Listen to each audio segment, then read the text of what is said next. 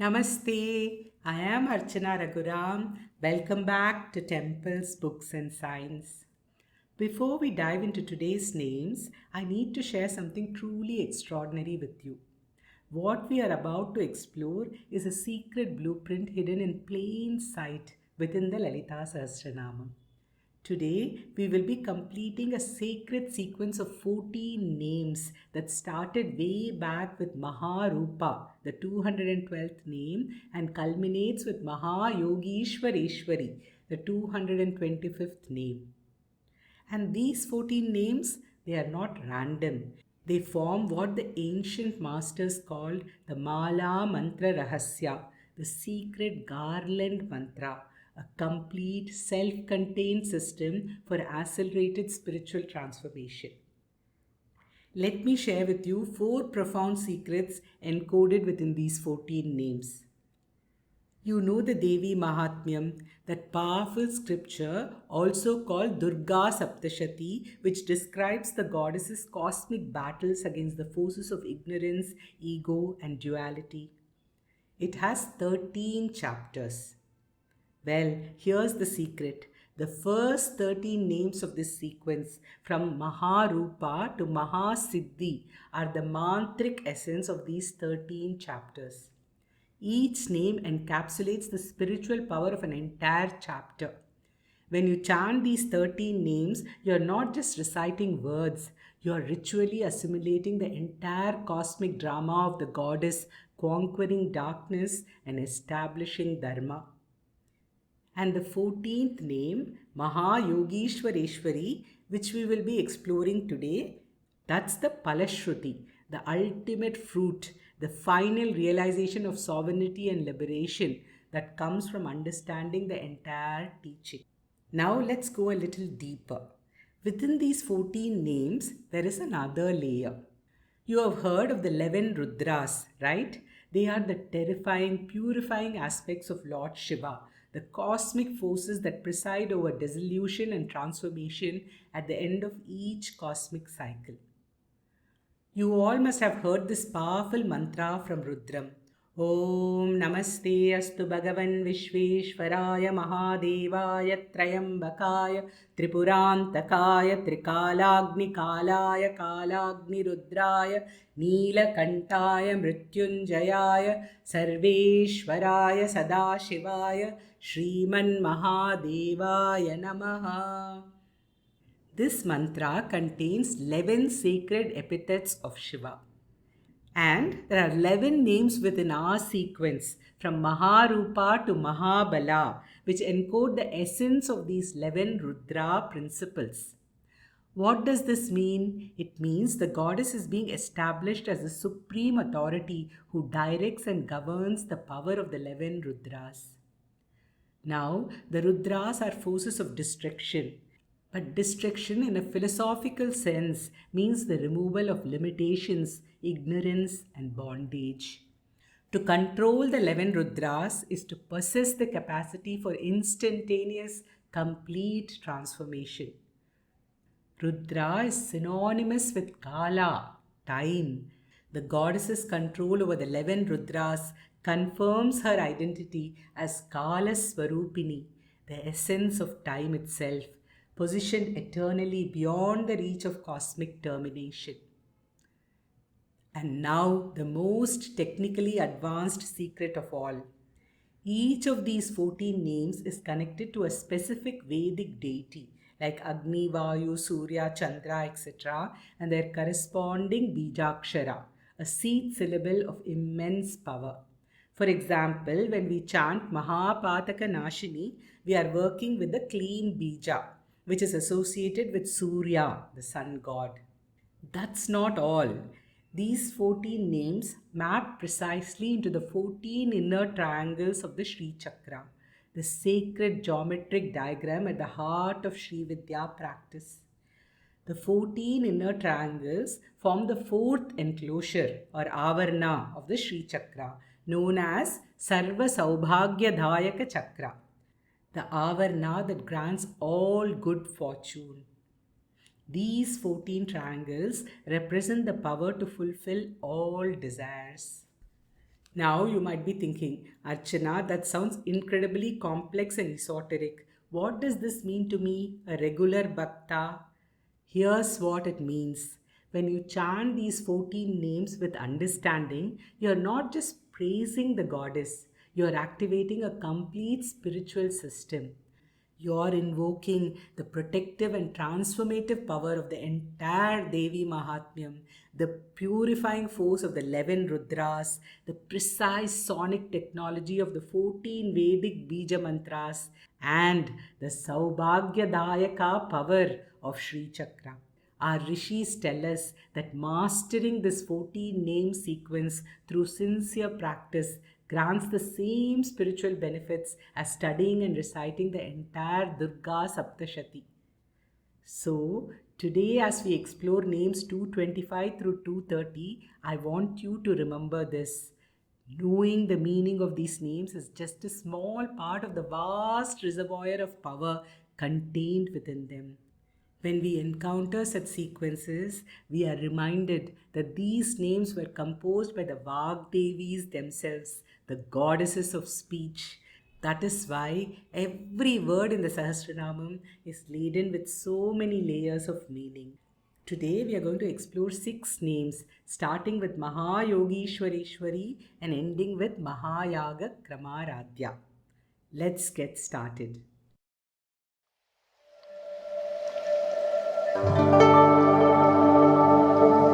The 225th name, Mahā Yogeśvareśvarī, is the magnificent culmination of the 14-name Mālamantra Rahasya sequence. This is the Palashruti, the ultimate fruit of everything that came before. The name translates to the supreme ruler of the great lords of yoga. Let's break this down. Yogeśvara means Lord of Yoga or Master of Yoga, those who have achieved perfection in yogic practice. Ishvari means sovereign or supreme ruler. So, Mahā Yogeśvareśvarī is declaring that the goddess is the ultimate authority, the supreme ruler, even over all the greatest yoga masters. Now, before we go further, we need to correct a massive misunderstanding. When most people hear yoga, they immediately think of physical postures, flexibility, and exercise routines. But that's just a tiny sliver of what yoga truly means. Yoga is derived from the Sanskrit root yuj, which means to unite. Yoga is that which unites you, the individual soul, with the supreme reality, with Brahman, with the divine. In our tradition, there are many paths to achieve this union, like Bhakti Yoga, the path of devotion and love, Jnana Yoga, the path of knowledge and wisdom, Karma Yoga, the path of selfless action, Raja Yoga, the path of meditation and mental control. All these are legitimate spiritual paths, different routes to the same mountain. And the expert masters of any of these paths are called Yogeśvaras, lords of yoga. This includes the greatest cosmic powers, Brahma, who creates with his yogic focus, Vishnu, who sustains the universe through his divine yoga, Shiva, the ultimate ascetic and Mahayogi, Indra and all devas. All these divine beings acquire and maintain their powers through yogic practices. Think about this for a moment. Even the gods practice yoga. Even they must follow these spiritual disciplines to maintain their position and powers in the cosmic order. And here the Sahasranamam is telling us, Lalita Devi is Mahā Yogeśvareśvarī. She is the sovereign ruler over all of them. But there is an even deeper meaning here. By calling her Mahā Yogeśvareśvarī, the Sahasranamam is revealing that she is not just the ruler of yogis, she is Yogasvarupam, the very embodiment of yoga itself. She is the destination that all yogic paths are leading to. Think of it this way. All these different yogic paths, Bhakti, Jnana, Karma, Raja, etc., they all seem different. They use different methods, different practices, different techniques, but they all seek the same ultimate destination. And that destination is her, the supreme goddess, the ultimate reality. Whether you're dissolving in devotion through bhakti, or cutting through ignorance with jnana, or purifying karma through selfless action, or stilling the mind through meditation, you're all heading to the same place. Mahā Yogeśvareśvarī, the supreme reality herself. Now, here's another fascinating dimension to this name. You know the Bhagavad Gita, right? Every single chapter of the Gita is titled as a form of yoga. Chapter 2 is Sankhya Yoga, Chapter 3 is Karma Yoga, Chapter 4 is Jnana Yoga, and so on. And the concluding verse of the Bhagavad Gita is its Palashruti. And this is what it says. Yatra Yogeshwara Krishno, Yatra Partho Dhanurdaraha, Tatra Shrir Vijayo Bhutir, Dhruva Matir Mama. Wherever there is Śrī Krishna, the Lord of Yoga, Yogeshvara, and wherever there is Arjuna, the supreme archer, there will also certainly be unending opulence, victory, prosperity, and righteousness. Of this I am certain. Notice what Krishna is called here, Yogeshvara, the Lord of Yoga. And now look what's happening in the Lalita Sahasranamam. This name, Mahā Yogeśvareśvarī, is the Palashruti, the ultimate fruit of the 13 preceding names that represent the 13 chapters of the Durgā Saptaśatī. The Sahasranamam is subtly, beautifully revealing that the Durgā Saptaśatī and the Bhagavad Gita are one and the same truth. Both are Brahma Vidya, the knowledge of Brahman. Both are ultimate spiritual teachings. And both culminate in the same realization, the supreme Lord of all yoga, whether you call that power Krishna or Lalita, is the ultimate destination. When Krishna is called Yogeshvara in the Gita, and when Lalita is called Mahā Yogeśvareśvarī in the Sahasranamam, they are pointing to the same transcendent truth, the supreme consciousness that is the goal of all spiritual practice. So what does this mean for us, the seekers? It means that whatever path you're following, whether you're drawn to devotion, to knowledge, to service, to meditation, you don't need to worry that you have chosen a wrong path. All genuine spiritual practices, when pursued with sincerity and dedication, lead to the same destination, the realization of Mahā Yogeśvareśvarī, the supreme reality. It also means that when you chant this name, you are aligning yourself with the supreme power that all the gods worship, that all the yogis aspire to become, and that all spiritual paths ultimately lead to. When you chant Mahā Yogeśvareśvarī, visualize yourself standing at the summit of the spiritual mountain. All the different paths, winding, steep, gentle, difficult, have led you here. Feel the profound sense of arrival, of completion, of finally reaching the destination that your soul has been seeking across countless lifetimes. You are invoking the supreme reality that stands beyond and above all methods, all practices, all paths, yet is simultaneously the power that makes all these paths effective. You are calling upon Yogeśvarūpam herself, the embodiment of ultimate union.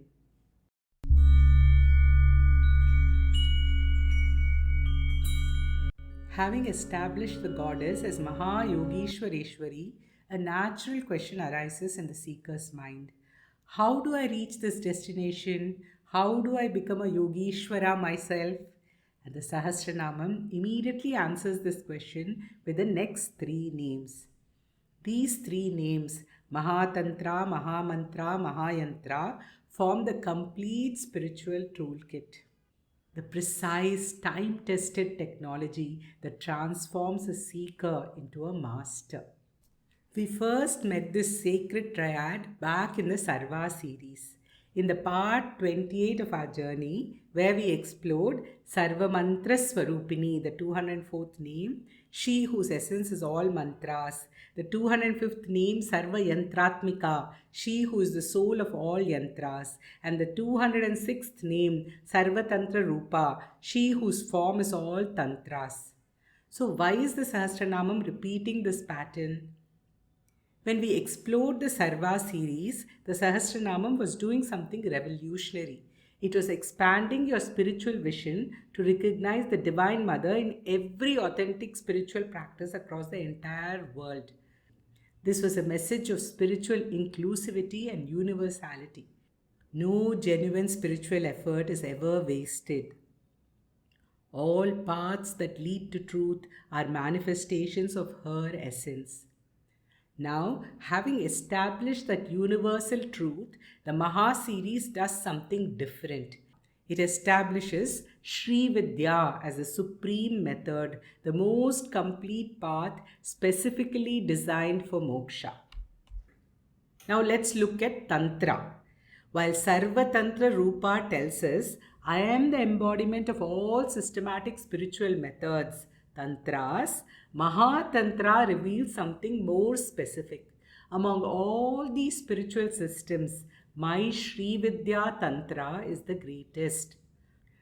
Most spiritual systems are Paratantra, dependent on specific times, external rituals or intermediaries. But Mahā Tantra, the Śrī Vidya system, is Swatantra, completely independent and self-sufficient. It fulfills all four Purusharthas simultaneously, the four goals of human life, Dharma, Artha, Kama and Moksha. No other single system claims this comprehensive fulfillment. Most paths say, first pursue Dharma, then Artha and Kama in their proper time. But while you are pursuing these, you cannot pursue Moksha. Liberation comes only when you renounce all other pursuits. Śrī Vidya is the only system that defies this paradigm. It declares, no, pursue all four simultaneously in a balanced, integrated manner. This is why it's called Mahā Tantra, not just a great system, but the supreme system that is completely self-sufficient and fulfills everything a human being seeks. Now let's look at mantra. Sarva Mantra Swarupini tells us, every mantra ever chanted is my divine essence. I am the consciousness that gives power to all sacred sound. Mālamantra reveals, among all the mantras, the Panchadashi and Shodashi mantras of Śrī Vidya are the sonic absolute. They are not just sounds that point to Brahman. They are Brahman in sound form. There is no gap, no duality between the mantra and what it represents. The mantra contains the entire philosophy of non-duality within its structure. When you truly understand the mantra's architecture, you have understood the nature of Brahman. It directly awakens the Kundalini Shakti and systematically activates every chakra, every energy center, leading the practitioner through a scientifically precise sequence of inner experience. This is why our rishis say the Śrī Vidya mantra is itself the form of Brahman. So now let's go to the yantra. Sarva Yantratmika tells us, I am the living soul of all sacred geometric diagrams. Every yantra, every mandala, every sacred pattern across all traditions is animated by my consciousness. Mahā Yantra reveals, among all yantras, the Śrī Cakra is supreme. It is the complete, perfect geometric map of the entire process of creation, sustenance and dissolution. It is consciousness made visible. The Śrī Cakra is not just one geometric pattern among many. It is recognized as the supreme yantra. When you meditate on Śrī Cakra, you are not just looking at sacred geometry. You are navigating a precise map of your own inner journey through limited ego consciousness to infinite cosmic awareness.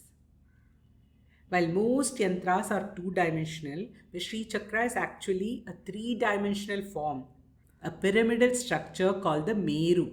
This three-dimensional aspect makes it a complete representation of reality, not just a flat symbol.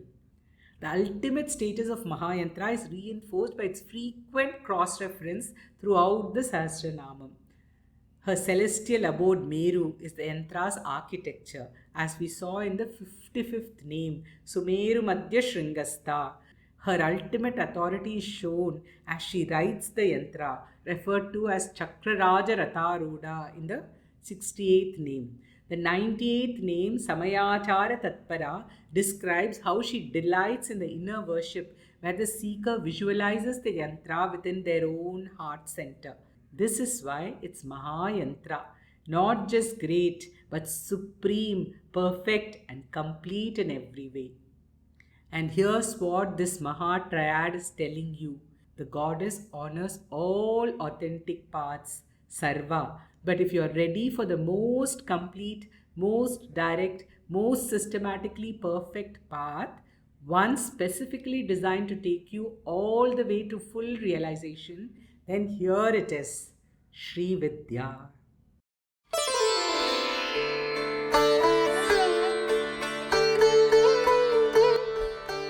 We have just witnessed the supreme triad, Mahatantra, Mahamantra, Mahayantra. But what's the purpose of all these tools? Where does this journey ultimately lead? The answer comes immediately. Mahāsana, she who is seated on the great throne. This is the culmination, the coronation, the moment when everything comes together. Having mastered text, sound, and form, the ultimate realization arrives. Your own consciousness becomes the great throne upon which the goddess sits in eternal sovereignty. Traditional iconography shows the goddess seated on a throne supported by 5 divine beings representing Shrishti, Sthiti, Laya, Tirodhana and Anugraha, the 5 cosmic functions. But in Antaryaga, inner practice, this throne is established within you, in your purified consciousness. The 5 deities also represent the 5 elements that constitute your body, the 5 senses through which you experience the world, the 5 pranas that animate your being. When the goddess takes her seat as Mahāsana, she assumes complete sovereignty over your entire being. Your senses become her instruments. Your energies become expressions of her Shakti. The ego dissolves and she rules directly. You use Tantra, Mantra, Yantra to construct the great seat. Once she is seated, the seeking ends. The journey is complete. The message to you, Śrī Vidya is not about accumulating techniques. All the texts you study, mantras you chant, yantras you meditate upon serves one purpose: to prepare your consciousness to become the great throne, her asana. When your consciousness is sufficiently purified, when your surrender is complete, something miraculous happens. The goddess takes her seat within you and rules directly through you. Your eyes see, but it's her vision. Your hands act, but it's her power. Your mind thinks, but it's her intelligence. This is Mahāsana, the goddess ruling the universe from the throne of your own heart. When you chant this name, you're not just praising the goddess on her throne, you're inviting her to establish the throne within your own heart. The regular chanting of this name transforms you from a restless seeker into a stable foundation for divine manifestation. Your consciousness becomes less reactive, more centered, increasingly capable of holding and radiating her presence.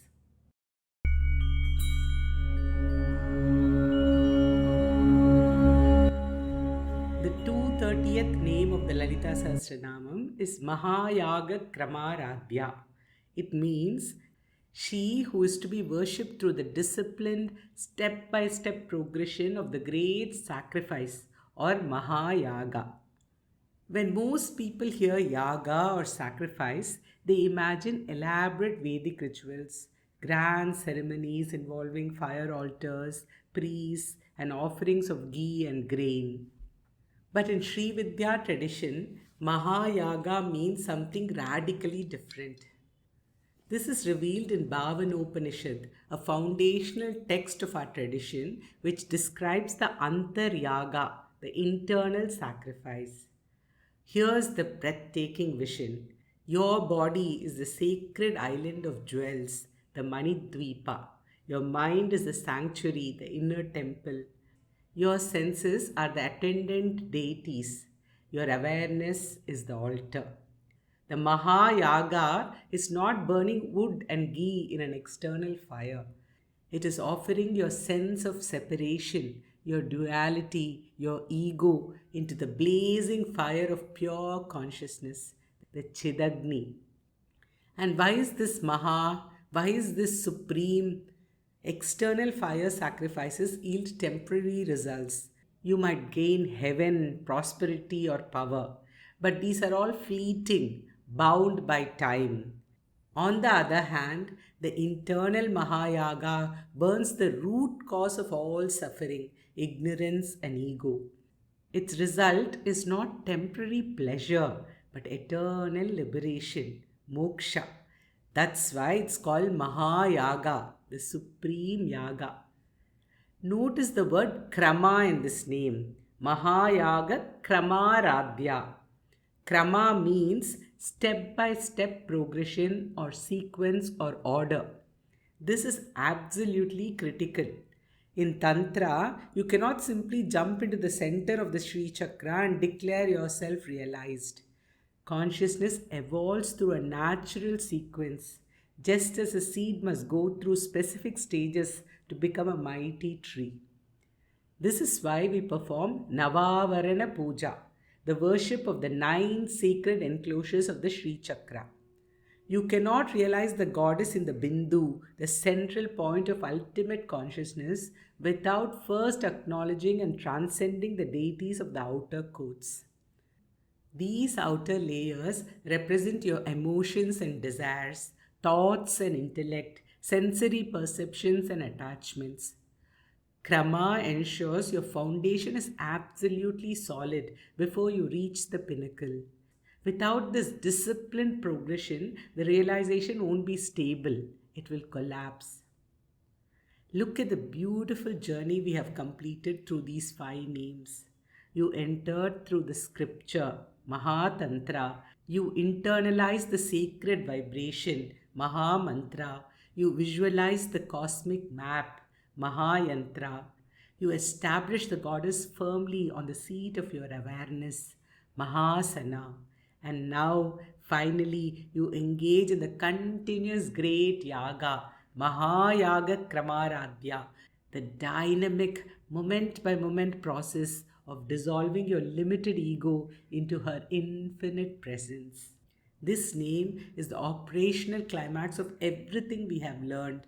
It defines the goddess not as a distant statue to be admired in a temple, but as a living, dynamic reality to be engaged with through a specific disciplined process.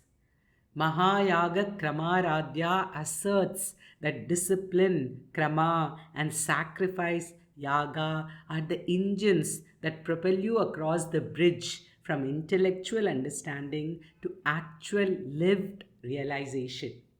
When you chant Yāgakramārādhyā, visualize yourself seated within your own body as the sacred Śrī Cakra. See your breath as the offering, your ego as the oblation, and your awareness as the eternal flame.